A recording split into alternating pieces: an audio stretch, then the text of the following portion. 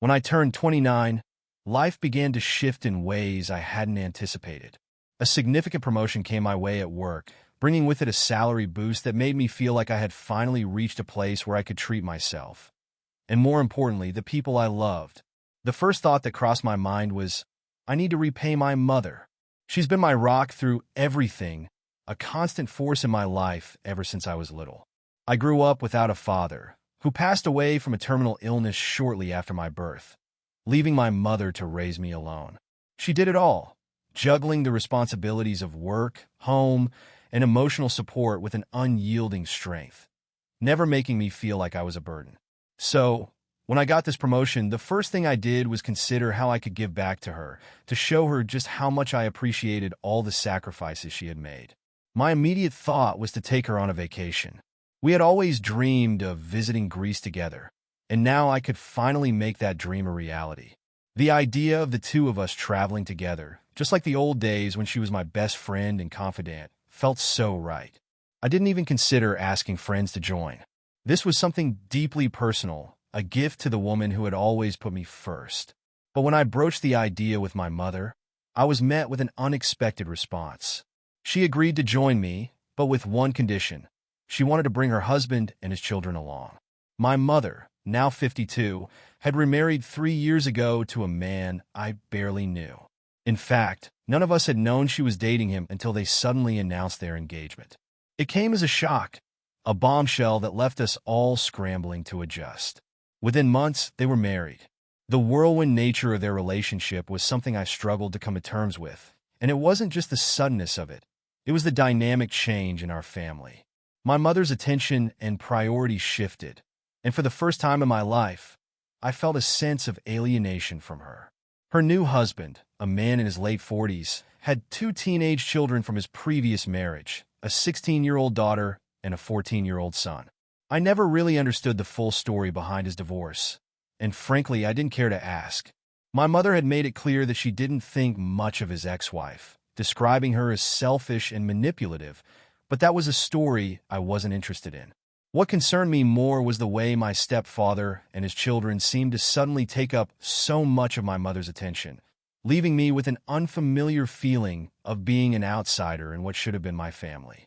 We never clicked, my stepdad and I. I couldn't put my finger on why, but there was a clear, unspoken distance between us. When I'd visit my mother, we'd avoid each other as much as possible, content to exist in the same space without actually connecting. And now, on top of everything, I was being asked to share my special vacation with these people. I tried not to let my frustration show, but inside, I was hurt. This trip was supposed to be about me and my mother, about us reconnecting in a way we hadn't been able to in years. But as she spoke, I realized that her vision of this trip included her new family, whether I was comfortable with it or not. She made it clear that she wouldn't come unless her husband and stepchildren could join. The financial and logistical challenges of accommodating 4 extra people were significant. Booking 4 plane tickets instead of 2, securing additional hotel rooms, it all added up. I realized that my quiet moments with my mother would likely be swallowed up by the demands of her new family. Yet despite all of this, I felt an overwhelming sense of duty to her. This trip, this gesture, was my way of thanking her for everything she had done for me over the years. She had given me a lifetime of love and sacrifice, and I couldn't deny her the happiness of having her family by her side. So, after much deliberation, I reluctantly agreed. My mother's happiness mattered more than my own discomfort. And so, the plans were made. I would still go to Greece with my mother, but it wouldn't be just the 2 of us. It would be a larger, more complicated trip, but I tried to remind myself that sometimes giving to those we love requires sacrifices that are often more rewarding than they seem at first. After receiving my promotion and the accompanying raise, I found myself in a place where I could finally indulge a little, treat myself, and more importantly, treat my mother. I had planned this trip to Greece as a gift, a way to show my appreciation for everything she had done for me. I wanted it to be perfect, just the 2 of us, relishing the beauty of a place we'd always dreamed of visiting together. I was confident that I could afford to splurge on the details without worry, and so after nearly 2 weeks of organizing everything, we finally boarded our flights. When we arrived in Athens, it was already late afternoon, and we were all exhausted from the long flight. Everyone was struggling with jet lag, so we decided to take a nap to shake off the fatigue. My mother and stepfather took the room next to ours, while the kids, my stepdad's 2 teenagers, settled into my room. I couldn't help but be taken aback by their choice. I had expected my mother to share a room with her new family, but the kids, they were in my space. Still, I told myself it was probably just for the convenience, a quick fix for the moment. I figured that once they had rested, they'd move to the room next door. But when we all woke up from our naps, nothing changed. The kids were still there, lounging in my room. At first, I didn't say anything.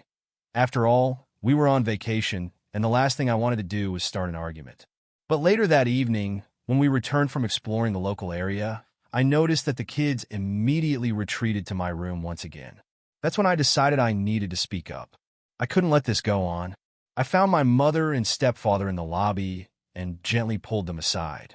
I told them that after everything, it was time for the kids to move to the room that had been booked for them.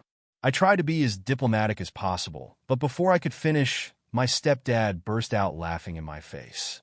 He casually told me that if I was so eager to give my mother a vacation, then I needed to understand that part of her break involved having the kids with her, and that meant they'd be staying in my room.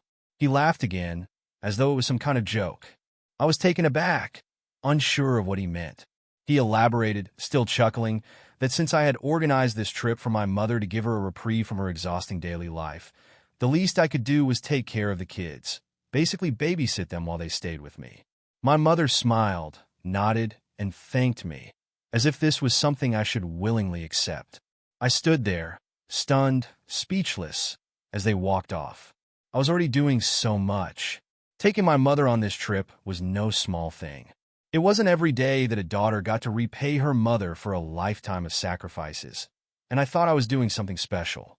I was paying for everything: flights, accommodations, meals, and yet now they expected me to act as a free babysitter for children who weren't even mine. I couldn't believe it.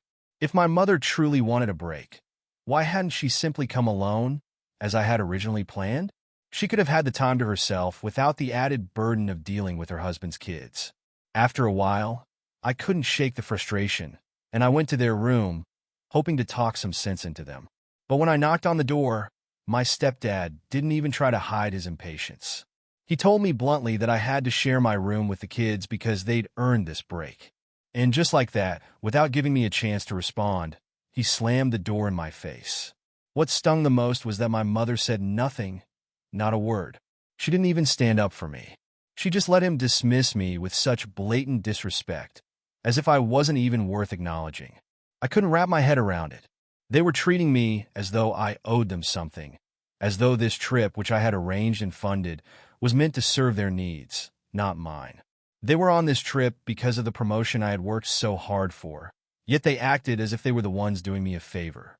And my mother, my own mother, just sat there, silent. I was boiling with anger when I returned to my room and saw the kids sprawled across the bed, taking up space I had intended to be my own retreat. The audacity of it all, the entitlement, the lack of gratitude, it made me feel like I was being taken for granted in a way that hurt more than I could explain. I had put my heart into this trip, but somehow, it had become something I didn't recognize. In the midst of my frustration, I decided to try a different approach. I approached the kids and asked if they'd be willing to move to the other room, hoping they'd be understanding and agree. But their response hit me like a ton of bricks. They told me that their parents had instructed them to stay in whichever room I was in, which is why they had assumed it was fine to crash in my space. I didn't blame them, though. It wasn't their fault that their father was being utterly inconsiderate and selfish. So I said nothing, knowing that their behavior wasn't the problem. The real issue lay with my stepdad. I sat there, the tension building within me, unsure of what to do next. The hours dragged on until about 10 p.m., when I finally noticed that the kids had fallen asleep. I didn't want to be petty, but I could no longer ignore the growing resentment in my chest. After thinking long and hard about it, something became clear. The only way I could regain my peace was to leave. Leave without saying a word, without notifying anyone. They had treated me with such disrespect, with an utter lack of gratitude, that I was done playing the part of the accommodating daughter. I didn't care about the consequences anymore. I was done. I grabbed my bags with a swift determination, the decision already made. I hadn't unpacked fully, so leaving was a quick task. I told the hotel staff I was checking out and assured them that my mother and stepfather would be paying for the rooms. I couldn't help but feel a small sense of satisfaction as I walked out the door, knowing I was no longer bound by their expectations. It was well past midnight, but luck was on my side. I managed to get an Uber within minutes, and before I knew it, I was standing in the lobby of a new hotel, a little further from the chaos I had just left behind. This hotel was an upgrade, far more luxurious than the one I had been in. As I checked in, a feeling of relief washed over me. Finally, after months of grinding away for that promotion and the pay raise that had made this trip possible, I could afford to enjoy myself. I was no longer shackled by the weight of my family's expectations. I wasted no time. The first thing I did the next morning was book myself a full-body massage at the hotel spa. I needed to relax, to let go of the tension that had been building in my muscles, my mind. This trip, the one I had planned with so much care, was meant to be for me, to recharge, to bask in the fruits of my hard work.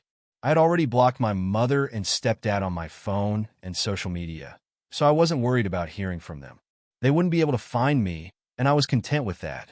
For the first time in a long while, I felt like I could truly breathe. But then, just a couple of hours ago, my tranquility was shattered. I was enjoying lunch when I saw a notification pop up on my phone. It was from my mother, only it wasn't from her real account. She had created a fake Instagram profile to contact me. Her message was nothing short of manipulative. She accused me of being cruel, of abandoning my family in a foreign country without a second thought. She claimed that if I had been so upset, I should have waited until morning to confront them, to discuss things as a family. She scolded me for not giving them a chance to resolve things, for leaving them stranded without any means of paying for their hotel rooms. I was taken aback. She had the nerve to guilt-trip me after everything that had happened? The audacity.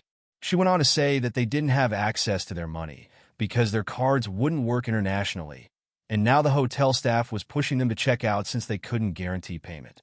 I had transferred the room bookings to my mother and stepfather before I left, leaving them in a mess of their own making. Apparently, they were on the brink of being thrown out of the hotel because of their lack of funds. As I read her message, my anger simmered beneath the surface. How could she be so blind to what had happened? After everything I had done for them, they still had the audacity to make me feel guilty. She didn't acknowledge the fact that I was the one who had earned this vacation. It was my money that made this trip possible, not theirs. And now, instead of being grateful, she was twisting the situation to make me feel like the villain. I didn't respond to her fake account. I didn't need to. I knew I had made the right decision. I had already given them more than enough, and it was time for me to focus on my own well-being, on my own happiness. I knew deep down that I couldn't be held responsible if everything went downhill, and honestly, I was sure it would. I had made my decision, and the consequences were now out of my hands. Then, my phone buzzed with a message from my mother. It hit me like a slap to the face. She told me she was incredibly disappointed in me, almost as if I had let her down in the most unforgivable way. She said she hadn't expected such juvenile, childish behavior from her own daughter, and demanded that I come back immediately to fix everything, to bail them out of the mess I had supposedly created. It was that sense of entitlement that really set me off. I felt my blood boil with every word she typed. In the heat of the moment, I fired back a message, my fingers trembling with frustration. I told her that she was an adult, that she could figure things out on her own. I told her to ask her husband for help, since he was the one she relied on for everything now. The words were sharp, biting, exactly what I needed to say. But the second I sent it, I knew it would hit her hard. And boy, did it. Her response came like a storm. She said she wished she had never agreed to come on this trip at all, that she should have known I was jealous of her new life, her new family. She accused me of deliberately making things difficult for them, of sabotaging their happiness because I couldn't handle her remarriage. I stood there, staring at my phone in disbelief. Was this really happening? Was she seriously accusing me of being jealous, of sabotaging them out of petty spite? I knew, deep down, that this wasn't about jealousy. If anything, it was about disappointment. I was disappointed in her for not putting me first, her flesh and blood, in the way that a mother should. But I wasn't a child anymore. I didn't need her to choose me over her new family. What I did need, though, was respect. And I wasn't getting any of it. My stepdad had been rude to me from the start, and my mother had stayed silent. That was something I couldn't tolerate. I was furious when I thought about it. How had I ended up here? How had I become the bad guy in a situation where all I wanted was a vacation with my mother? It wasn't fair, it wasn't right, and I wasn't going to let her make me feel guilty for it.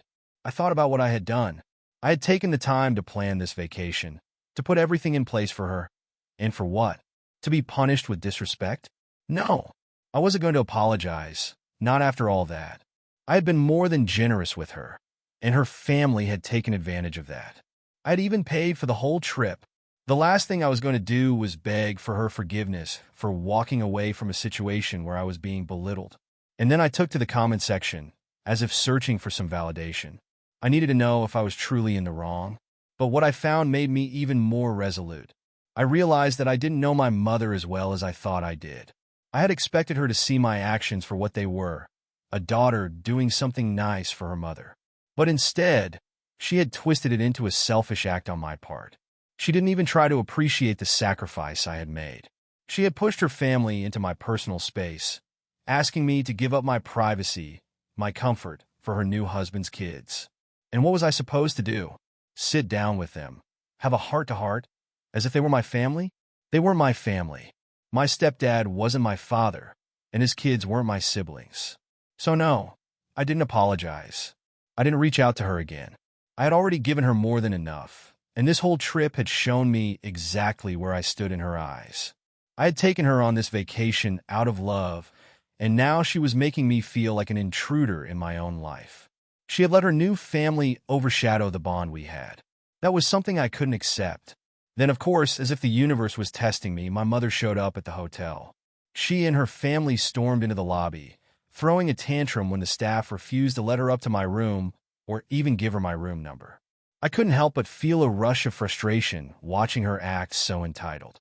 It was standard hotel policy, and yet she acted as if it was a personal affront. I went downstairs to see what was going on, and when I saw her, she was furious.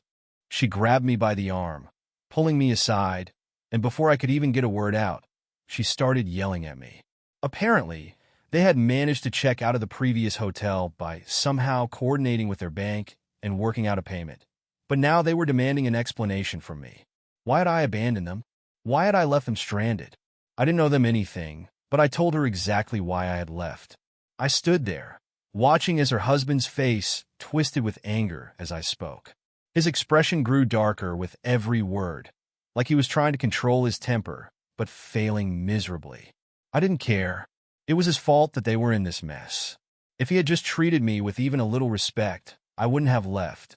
But now it was too late, and there was nothing he could do to make me feel guilty. She kept trying to lecture me about family values, about loyalty, about the way families should treat each other. The irony of it made my blood boil.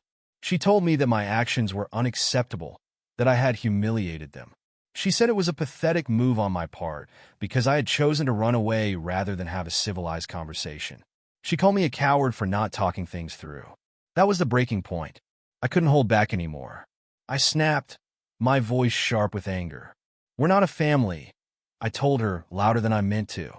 "You hid this so-called family of yours from us for so long, only telling us when you were about to get married. You never made an effort to make me feel like I was part of this, and now you expect me to just embrace it as if nothing happened?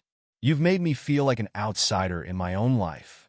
I paused, letting the weight of my words sink in before continuing, my voice cold with bitterness. "You should have been grateful I offered to take you on vacation, but clearly, you're too blind and entitled to even appreciate that. If you can't see that, then I owe you nothing. Not anymore." She stood there, speechless for a moment, her expression faltering. It wasn't the apology I was hoping for, but it was the truth. And for once, it felt good to finally say it out loud. Turns out, I had underestimated my mother's determination to keep this fight going. I thought that after our heated argument 2 days ago, I'd seen the last of her. I had made it clear that I didn't owe her anything, that I was done. I figured she would take the hint and leave me alone. But clearly, I was wrong. Just as I was getting ready to step out for a solo stroll around the city, I received a call from the hotel reception. My mother was back. This time, it was just her. No stepdad, no step-siblings, just her. I wasn't sure what to expect, but I decided to meet with her anyway. I wanted to end this on my terms so I could finally move on with my trip. When I walked into the lobby to meet her, I could tell right away that she wasn't angry. She seemed upset, disappointed, maybe, but definitely not as combative as before. This wasn't going to be another round of yelling. I braced myself, unsure of what she had to say, but she started with an apology. She admitted that she had lost her temper and behaved entitled, something she apparently hadn't even realized she was doing at the time. The way she spoke was softer, more introspective, and I could tell she was genuinely regretful for how things had gone down. She went on to explain that she and her husband had been struggling before this trip, caught in the tension of household responsibilities, managing the kids, finances, and everything in between. She said that she thought this vacation would be a chance to not only escape the stress, but also build lasting connections between all of us to help us bond as a family. She told me she loved us all equally and wanted us to be a part of each other's lives, but after everything that had happened, she wasn't sure anymore. She was struggling with the reality that I didn't get along with her husband, and it seemed like the feeling was mutual. What she said next caught me off guard. Apparently, after they left the hotel the other day, things had gotten worse between her and my stepdad. They had fought bitterly, and he had accused her of failing as a mother. He even went as far as to compare her to his ex-wife, claiming that she had been a better mother than my mom had been. The irony of it made my blood boil. His ex-wife had regularly abandoned her own children for hours at a time, locking them in a room while she went out. That's why they divorced, because he finally realized the kind of mother she was. And now, for him to compare my mother to a woman like that, just because I had stood up for myself, was utterly beyond the pale. I could see the pain in my mother's eyes as she recounted this. It was clear that this hit her hard, but I couldn't help but feel that he had gone too far, that he had crossed the line. No one should have to endure that kind of comparison, especially when all I had done was assert my own boundaries. My mother said she loved him, and that she wasn't sure how to handle this all anymore, but I knew deep down that the damage was done. She had allowed him to insult her, and worse, to insult me. I had no intention of being the bigger person in this situation, not anymore. She told me with a heavy heart that she was okay with how things stood between us. Well, as okay as she could be. The real reason for her visit that day, however, was to tell me that they would all be flying back home the next day. She apologized for how she had acted, explaining that the stress from her relationship with her husband had pushed her to the edge. She admitted that she'd been feeling constantly on edge and that everything I had done only made it worse. I could see the sincerity in her eyes as she apologized, but there was something about it that felt hollow. She also said with a certain finality that she needed me to keep my distance for a while. She told me that meant no more regular calls, no more easy chats about life like we used to. The words stung, but I didn't let it show. I hadn't planned on calling her every day during my vacation anyway. But the realization that I couldn't even expect that simple connection anymore, that I wouldn't be able to have the same relationship with her for the foreseeable future, it hurt in a way I didn't expect. All of this because of him. It was painful to accept, especially because I knew, deep down, I wasn't wrong. But it didn't matter. The fact that she had made the choice to prioritize her new family over me, over us, felt like a loss of something irreplaceable. As much as I understood her need to reconcile with her husband, it still stung to know that my place in her life had been so easily overshadowed. I couldn't help but feel like I was losing the last part of my childhood, the part of her that had been my best friend when I was growing up. The awkwardness of our parting hug made everything worse. It was cold, distant, and filled with unspoken words. I almost wish she hadn't reached out at all. No apologies, no explanations. It only made me feel worse, like she was trying to patch something up that was too far gone. I could feel her regret, but it was mixed with this underlying sense of guilt and maybe even a little bit of shame. She was my mother. She had been everything to me, and yet she had chosen him. and I had no choice but to step aside and let her go. So, I would just focus on myself now. I had a vacation to finish, a trip I had planned for myself, and no matter how much it hurt, I wasn't going to let it consume me. I was paying for this stay at an expensive hotel, and I wasn't about to let any of this ruin it for me.